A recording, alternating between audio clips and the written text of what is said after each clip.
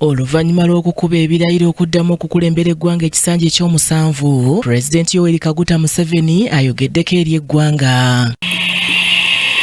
Swear in the name of the Almighty God that I will be faithful. Akuliddemu bakalabalaba b'omukolo retired Major Jessica Alupo bw'abadde amwaniriza okwogera asoose kumwanjulira abagenyi ababaddewo ku mukolo gw'okumulayiza nga kuno kubaddeko abakulembeze b'amawanga okuli Felix Tshisekedi owa DR Congo, Hassan Sheikh Mohamud owa Somalia, Samia Suluhu Hassan owa Tanzania, Salva Kiir owa South Sudan, Evariste Ndayishimiye owa Burundi n'abalala. I also take this opportunity to introduce to you the former heads of state and government who have graced this occasion with their physical presence. We do have His Excellency Olusegun Obasanjo, former President of the Federal Republic of Nigeria. Mu kwogera Pulezidenti Museveni asoose kwebaza eggwanga lya Tanzania ng'agamba nti lino mu kiseera bwe lyali likulemberwa Julius Kambarage Nyerere yabayamba nnyo nti erabye ebibala ebirabwako mu kiseera kino nga kuno agasseeko eggwanga lya Mozambique ne Kenya lyagambye nti mu biseera ebikadde lyakola nnyo okubuddamya bannayuganda abaalinga badduse kuno. So on this occasion, I want to thank the people of Tanzania because we are here celebrating how Uganda is developing now, how UPDF is strong and so on. But the one who gave us the foundation was Mwalimu Kambarage Nyerere.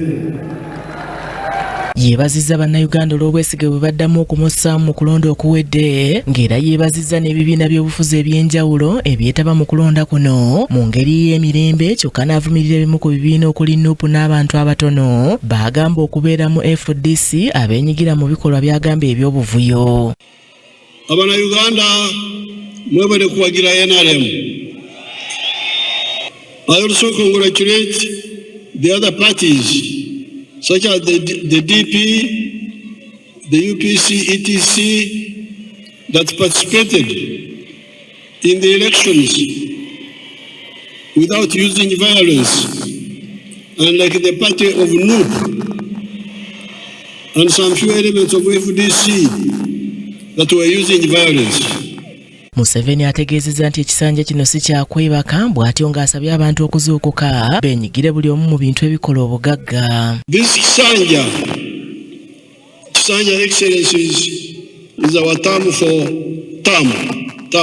a period.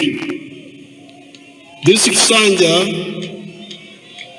should be regarded as a Kisanja of no more sleep for all Ugandans. Kino ekisanja twetwetaaga abantu okwebaka ate nibeekwasa kino nibeekwasa kiri songa eddagala liwe liri. Azzeemu okwogera ku mpagi omusanvu ng'ayisa amataffaali NRM geetadde ku ggwanga lino okuli eddembe, enkulaakulana, obugagga, emirimu, obutale n'obuweereza by'agamba nti ebiyambye eggwanga lino okutumbuka. In other words, the NRM has made 7 contributions to Uganda in the last 40 years. Beginning, we have been telling you that maendeleo, enkulaakulana, development, yes, but utajiri, wealth, must be there. Ayogedde ku nkwatagana y'amawanga mu kitundu kino ekyobuvanjuba bwa Africa ne Africa yonna nga bwe kiyambye nnyo mu kutondawo obutale bw'ebyamaguzi. You cannot talk of development without market. We must unite East Africa, unite Africa so that we have a market that can absorb the products that we produce. Onera ayongedde okuweerera obulyo bw'enguzi ng'agamba mu kiseera kino agenda kuggyayo n'ag'ombuto okubulwanyisa.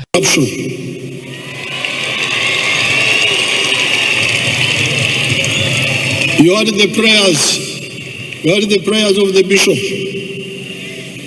That prayer of the bishop should be captured properly. Okusaba kwa bishop kukolemedde ababbi. No more corruption, no more sleep. NRM oye! Mu ngeri y'emu Pulezidenti Museveni alina byalaze ebigenda okuteekebwako essira mu kisanja kino ekijja okuli ekyokwongera omutindo ku byamaguzi, okwongera amaanyi mu nkola ya PDM, okukuuma ebibira n'entobazi n'ebirala. Ng'afundikira Museveni awadde omukulembeze wa Burundi Evariste Ndayishimiye okwogera ku lwa banne ababaddewo ng'era n'amusiimye olw'obukulembeze obulungi ssaako n'obuyambi bwa Zaawa Burundi okulaba ng'etebenkera ne bannansi baayo okutegeeragana. Your Excellency, at this occasion, I would like to pay special tribute to your invaluable contribution to the restoration and the consolidation of peace in Burundi. Kabagahe Mary Rose yakusakidde eggulire lino ku lwa KTV Amalindirire.